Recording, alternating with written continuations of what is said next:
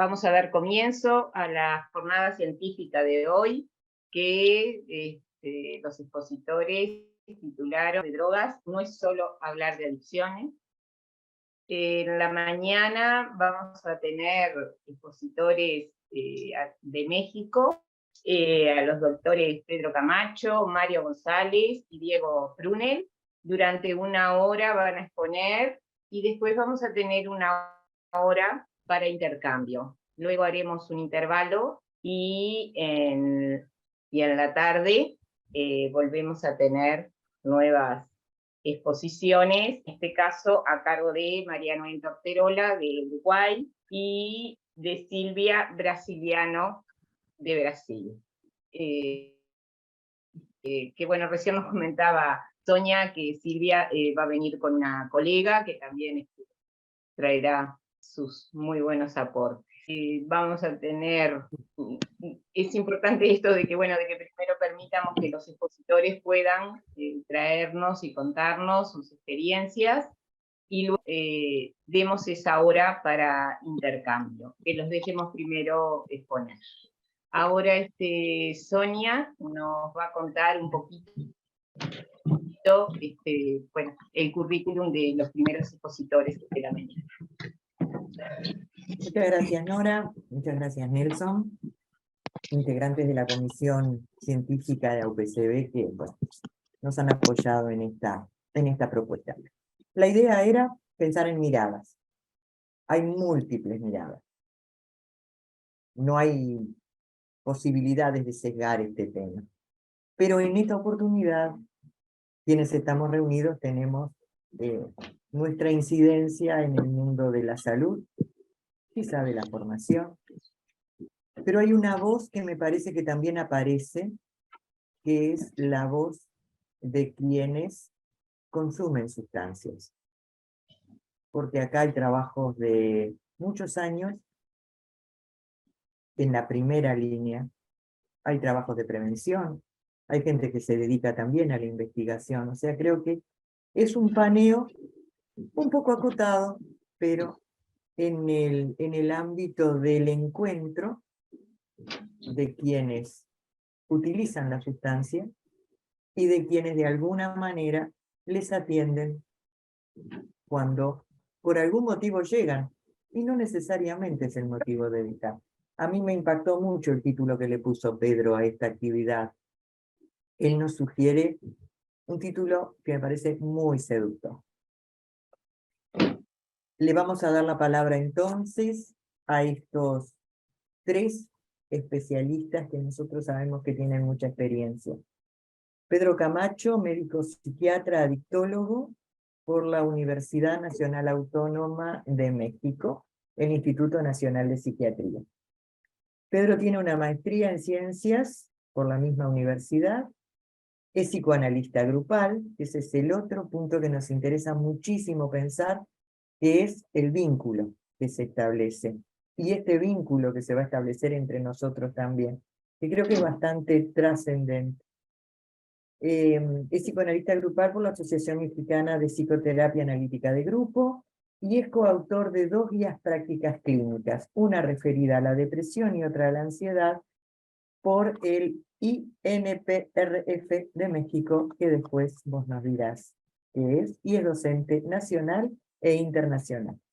El doctor Mario González Zavala, a quien ha invitado Pedro y tenemos hoy el gusto de conocer, bienvenido, médico cirujano por la Universidad Autónoma de Guadalajara, es especialista en psiquiatría por el Instituto Nacional de Psiquiatría Dr. Ramón de la Torre Muñiz y la Universidad Autónoma de México.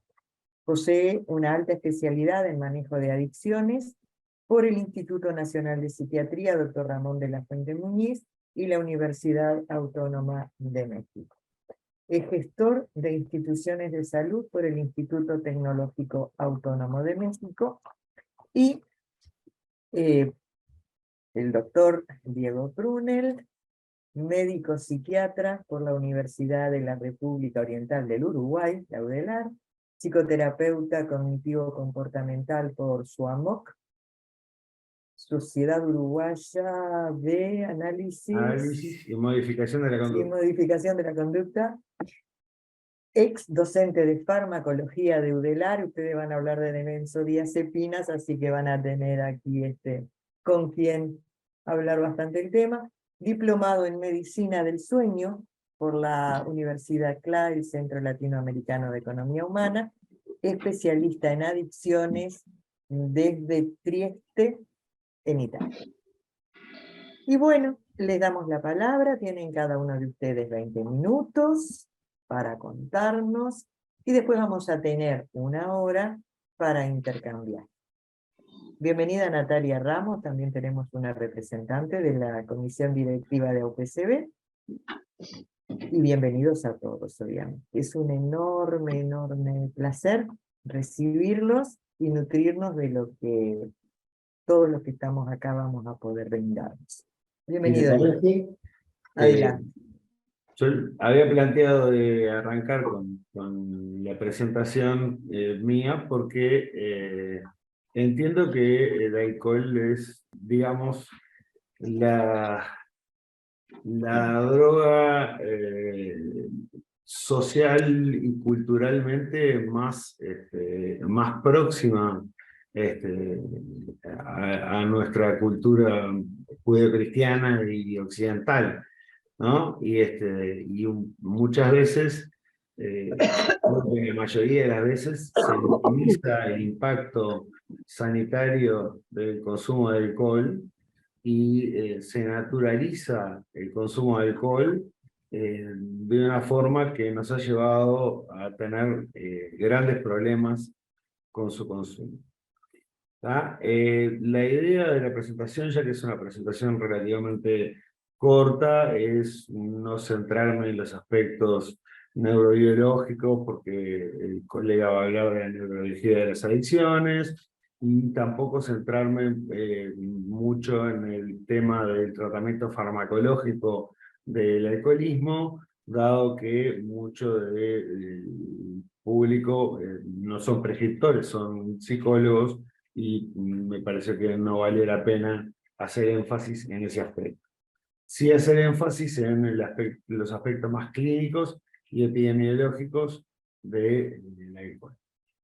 Bueno, entonces, en primer lugar, bueno, lo que estábamos hablando, ¿no? Que el alcohol es algo con lo cual, digamos, convivimos desde hace tiempos inmemoriales, ¿no? Hay evidencias de consumo de drogas, específicamente de alcohol, desde alcohol desde el Paleolítico y de otras drogas desde el Neolítico.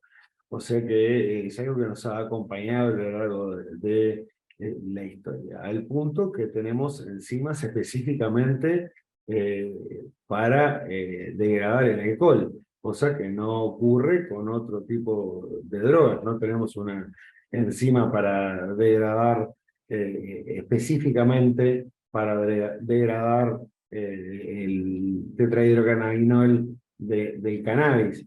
Sin embargo, tenemos la etanol deshidrogenasa que degrada el alcohol en el hígado. ¿Ah? O sea, lo que nosotros históricamente hemos tenido con el alcohol es un vínculo extremadamente cercano y ha sido parte de casi todas las culturas humanas conocidas. ¿Tá? Bueno, también se ha transformado en un problema de salud pública. ¿Tá? Ha aumentado muchísimo el alcoholismo en el mundo. Hay varias hipótesis. La mayoría de los autores confluyen en que una de las razones del aumento del consumo de alcohol es el estrés y la velocidad de la vida cotidiana. Al tener el alcohol un efecto ansiolítico, ha llevado a que, o es una de las razones que ha llevado el aumento de su consumo. Y especialmente en América Latina, el consumo de alcohol es extremadamente alto. A excepción de Europa, que tiene un consumo per cápita más alto, América Latina es la región del mundo que más consumo per cápita tiene. Ahí se menciona 8 litros de etanol puro por año. Pero a diferencia de Europa, donde si bien en este momento anda alrededor de 12 litros de etanol por año, ha venido disminuyendo a lo largo del tiempo. En América Latina se ha mantenido estable en los últimos 15, 20 años, se ha mantenido estable 8, 9, 7, 8, 9, no ha variado enormemente. Sin embargo, en Europa, probablemente en respuesta a campañas de prevención del alcoholismo y a medidas de prevención del alcoholismo, ¿no?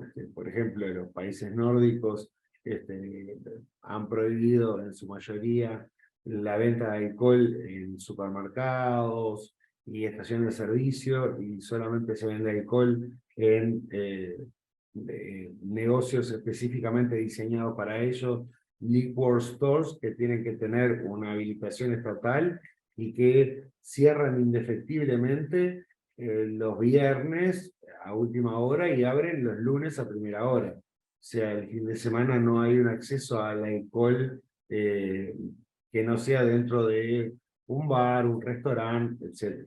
Ni siquiera en los supermercados. Y con eso han logrado una disminución, entre eso y otras medidas de promoción y prevención, ha logrado una disminución del consumo de alcohol. América Latina tiene un consumo alto y sin embargo se ha mantenido estable. No digo que no se hayan implementado políticas, pero no han tenido resultados ostensibles si estamos hablando de toda América Latina. Quizás por regiones sí ha habido mejores resultados. Y bueno, si nos centramos específicamente en Uruguay creo que el título de la presentación, la epidemia oculta, en Uruguay se justifica plenamente. Estamos hablando que la Junta Nacional de Drogas de Uruguay calcula entre 280, ahí faltó un cero, a 330.000 alcohólicos. Estamos hablando de un porcentaje de la población que se acerca al 10%. Que cumple con criterios de alcoholismo, lo cual es una cantidad realmente muy, pero muy elevada. Y las consecuencias de eso lo vemos y, bueno, y lo veremos más adelante. Bueno, esto es solamente para pasar un poquito el tema de las definiciones básicas, es simplemente porque me parecía importante recalcar que el alcohol entra dentro de la definición de droga, porque muchas veces se escinde, no, el alcohol y las drogas, el alcohol y las drogas. Y si uno se apoya en la definición de la Organización Mundial de la Salud, una droga es toda sustancia natural o sintética que puede modificar los procesos fisiológicos. Por lo tanto, el alcohol es tan droga como el cannabis, la cocaína o cualquier otra sustancia. ¿Está? Y bueno, y después la definición de dependencia psicológica y física, me parece que valió la pena ponerlo para un pantallazo breve de aspectos que son fundamentales en el alcoholismo. Bueno, como había dicho, me voy a centrar más en la parte clínica y epidemiológica, dado que la parte neurobiológica va a ser abordada por otro colega, y el alcohol tiene consecuencias a corto y a largo plazo, ¿no? Muchas veces se considera que las consecuencias son siempre nocivas a largo plazo, cosa que no es necesariamente así. Las primeras etapas del consumo de alcohol tenemos una desinhibición y excitación, lo cual es algo paradójico, porque si bien dije que no iba a profundizar sobre el tema neurobiológico, el alcohol actúa como un agonista GABA, un agonista del ácido gamma-aminobutírico, que es el principal neurotransmisor inhibitorio del sistema nervioso central. Entonces uno diría, ¿cómo un inhibidor genera desinhibición? Porque bueno, la explicación es relativamente sencilla. Lo primero que la zona del cerebro más sensible al consumo de alcohol son los lóbulos frontales, ¿tá? Que son los que inhiben las pulsiones. Por lo tanto, cuando inhibimos un inhibidor, funciona como un liberador o un desinhibidor, ¿tá? Eso es lo que explica que las dosis bajas de alcohol provocan desinhibición y excitación, y cuando uno aumenta la dosis, ahí se producen los fenómenos vinculados a su capacidad depresora del sistema nervioso central. Bueno, en un inicio el consumo de alcohol produce un aumento de la frecuencia cardíaca. Ese aumento de la frecuencia cardíaca puede desencadenar arritmias, ¿tá? Es lo que se conoce en medicina como corazón de fiesta o corazón festivo, ¿tá? Que son arritmias desencadenadas por el consumo en agudo de alcohol. O sea que no necesariamente estamos hablando de que el consumo de alcohol puede tener un desenlace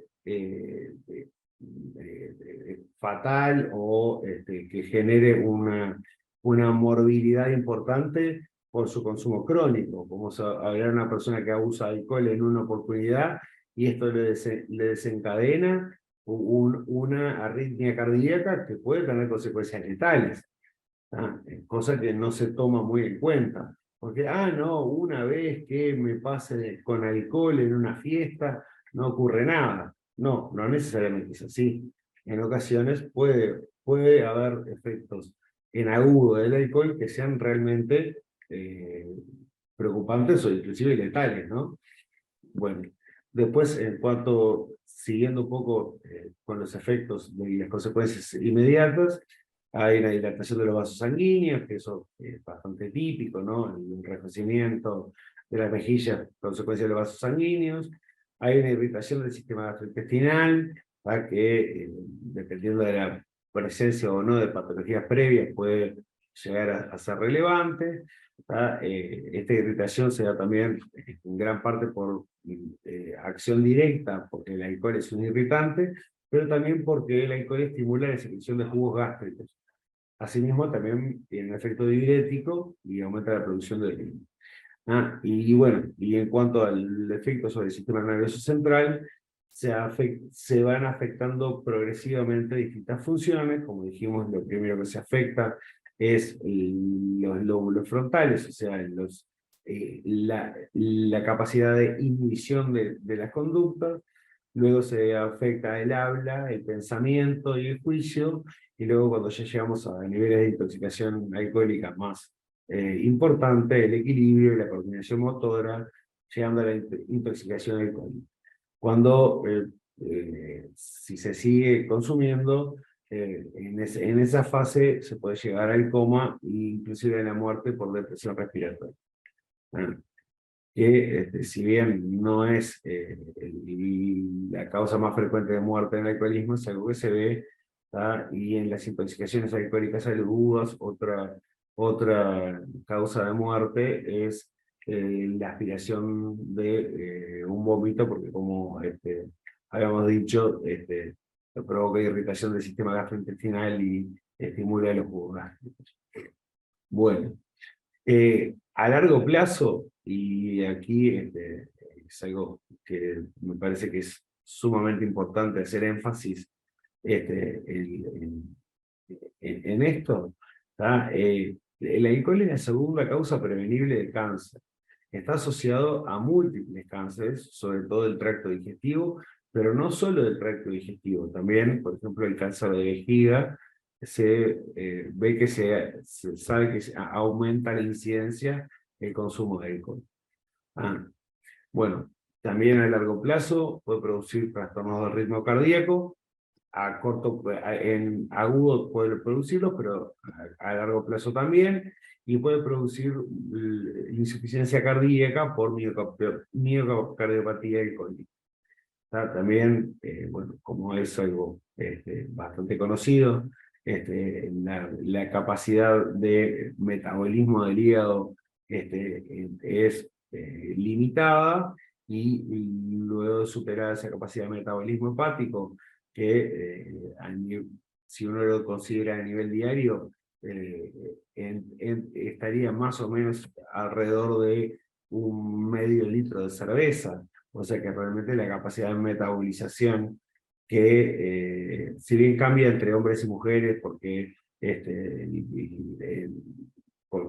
la cantidad de etanol deshidrogenasa es diferente en hombres y mujeres, para ponerle un aproximado, más o menos es 1/2 litro de cerveza, o una copa y un poco más de vino, que se puede metabolizar sin que haya ningún tipo de consecuencia ulterior.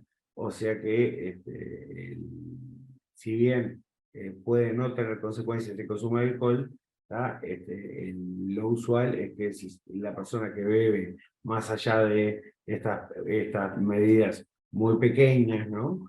Se puede producir un daño al hígado que puede generar, puede derivar en una cirrosis. Otras consecuencias a largo plazo del consumo de alcohol son los trastornos mentales. Puede haber, con el uso, con el abuso por largo tiempo, la presencia de cuadros demenciales que son específicos del alcohol, que si bien son parecidas a la demencia degenerativa tipo Alzheimer, tienen características particulares. ¿Tá? Bueno, sin llegar a la demencia también puede haber pérdida de memoria, deterioro del aprendizaje y inflamación y lesión de los nervios, lo que se llama polineuropatía alcohólica, que es algo que se ve frecuentemente en los alcoholistas de larga edad. Bueno, como también es algo que es bastante sabido, la tolerancia y dependencia física es algo que ocurre con el alcohol. Si bien la dependencia física no es algo que se llegue rápidamente, sí, con el consumo a largo plazo se llega a la dependencia física con síndrome de abstinencia, ansiedad, temblores, insomnio, náuseas, taquicardia, hipertensión, y que puede derivar un cuadro de delirium tremens. Bueno, acá esto.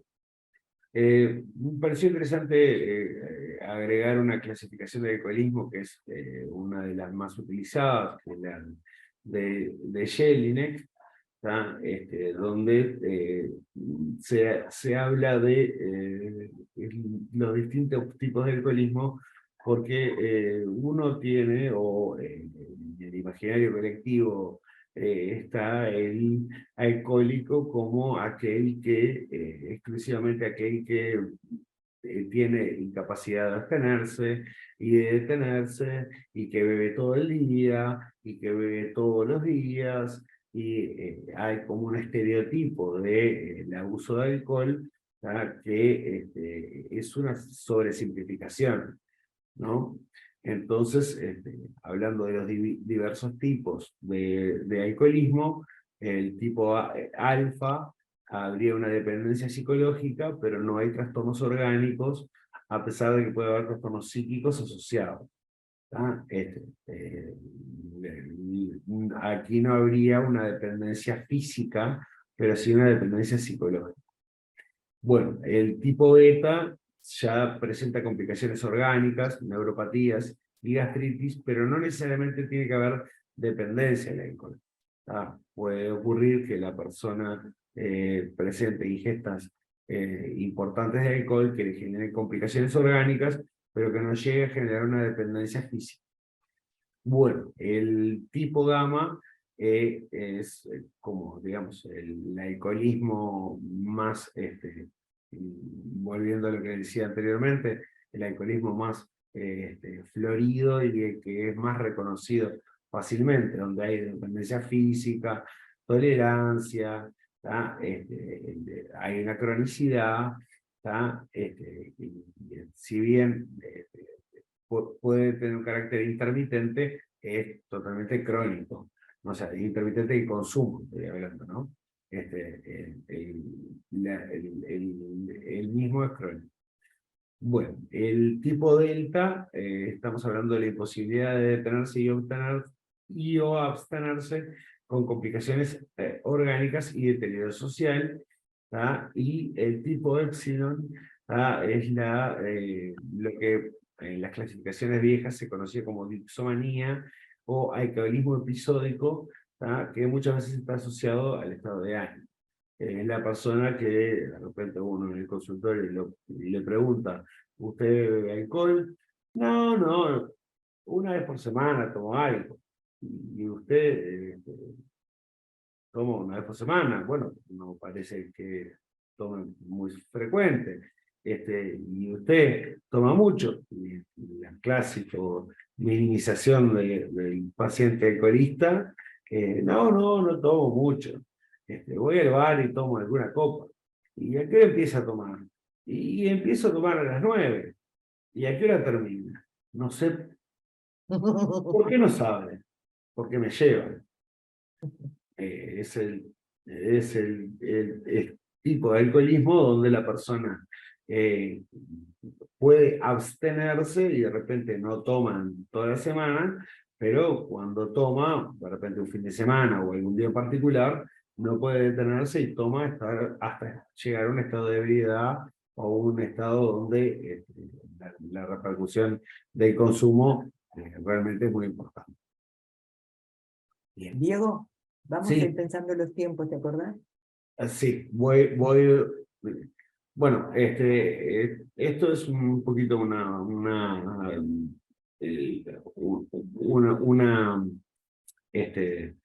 una compilación de lo que habíamos hablado anteriormente, donde se divide las consecuencias del alcoholismo en cuanto al daño a la salud, el daño social y el daño también a nivel socioeconómico, ¿tá? Que en aras de la velocidad vamos a seguir adelante porque hay cosas más importantes. Y esta propaganda de la Organización Mundial de la Salud me pareció que valía la pena ponerla porque estamos hablando de que hay 3 millones de muertes en el mundo, 6 muertes por minuto debido al consumo de alcohol cada año. Si pensamos que en la pandemia, que duró aproximadamente unos 2 años, hubo 7 millones de muertos, estamos hablando que en el mismo periodo hubo una cantidad similar de muertos debido a las consecuencias directas del alcohol, ¿no? Lo cual nos habla de que habíamos hablado de Latinoamérica, habíamos hablado de Uruguay, pero a nivel mundial también es un problema de salud pública. Bueno, y siguiendo un poco con el tema a nivel mundial, las repercusiones del consumo nocivo de alcohol, bueno, se ha vinculado al 18% de los suicidios con el consumo de alcohol, el 18% de las lesiones por violencia interpersonal con el alcohol, el 27% de las lesiones de tránsito, ¿tá? Con un número alto de casos de epilepsia, de cirrosis, de cáncer de boca, de pancreatitis, de tuberculosis, de cáncer colorectal, de cáncer de mama, de enfermedades hipertensivas, o sea, lo que habíamos mencionado anteriormente, de que las consecuencias del consumo de alcohol no son solamente las, digamos, puntuales que son más clásicas o más conocidas. Sigo porque en aras de no excederme de tiempo. Bueno, me pareció importante el tema de, como profesionales, cuando de estar alerta. Bueno, se marcan en la diapositiva varios puntos, ¿no? Va borracho o tocado al trabajo, a clase o a realizar las tareas diarias, siempre recurre al alcohol frente a un problema, ¿tá? Se nota que el aumento en la cantidad de bebida ingerida, niega la posibilidad de tener un problema y los gastos excesivos vinculados al consumo de alcohol. Hay un cuestionario muy clásico que tiene una aplicabilidad clínica muy buena, que es el cuestionario CAGE, en inglés, quiere decir jaula, y cage viene por cat. A usted le molesta o ha intentado dejar de beber y no ha podido. Annoyed, molesto, a usted le molesta que critiquen su manera de tomar. G es guilty, se ha sentido culpable, se ha sentido mal por las consecuencias de la bebida. Y E es eye opener, cuando la persona toma alcohol en las primeras horas de la mañana. La presencia de más de 2 elementos positivos en este test es muy sugestivo de un consumo problemático de alcohol. Y dado que son 4 preguntas, es una herramienta muy útil por la facilidad de aplicación, ¿no? Bueno. Después, otra cuestión que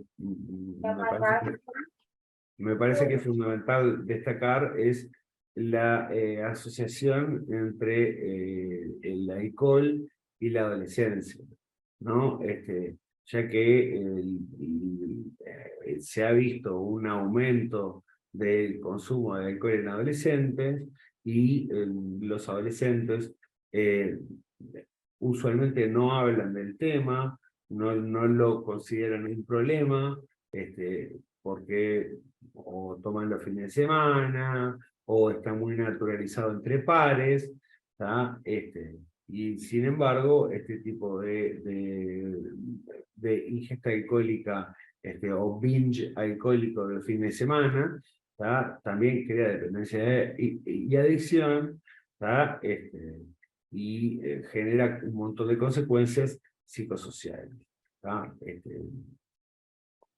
Bueno, siguiendo con el tema de la adolescencia, porque me parece que es algo que hay que hacer énfasis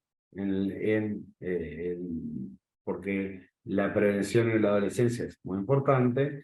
La posibilidad de que se genere una adicción al alcohol es 5 veces mayor si se comienza a beber en la adolescencia. Tienen mayor riesgo que los adultos de desarrollar cirrosis, pancreatitis, infartos hemorrágicos y algunas formas de cáncer. Los adolescentes que consumen alcohol en exceso están mucho más expuestos a las enfermedades de transmisión sexual y a embarazos no deseados. Asimismo, también aumenta la probabilidad de impotencia. Y bueno, y dado que la adolescencia es un periodo donde la persona todavía está en desarrollo, la alteración de la absorción de nutrientes también afecta el crecimiento de los adolescentes.